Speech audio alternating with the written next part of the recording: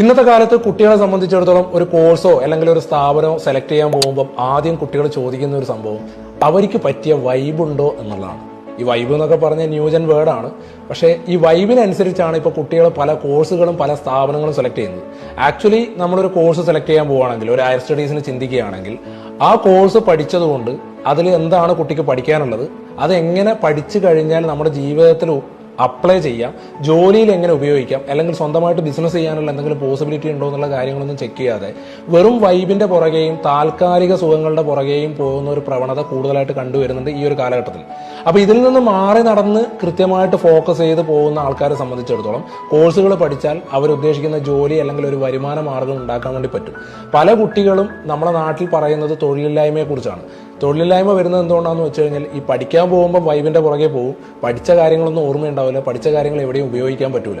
ഉപയോഗിക്കാൻ പറ്റാത്ത അറിവുണ്ടായിട്ട് നമുക്ക് കാര്യമില്ലല്ലോ. അപ്പോൾ ഉപയോഗിക്കാൻ പറ്റുന്ന അറിവുണ്ടാവണമെങ്കിൽ കോഴ്സ് എന്തിനാണെന്നും എന്തിനാണത് പഠിക്കുന്നതെന്നും അതെങ്ങനെ ഉപയോഗിക്കാമെന്നുള്ളതിനെ കുറിച്ച് കൃത്യമായ ധാരണ വേണം. അതിന് കോഴ്സിന്റെ സ്ട്രക്ചറിങ് നിങ്ങൾ പ്രോപ്പർ ആക്കണം, അതിനെക്കുറിച്ച് കൂടുതൽ റിസർച്ച് ചെയ്യണം.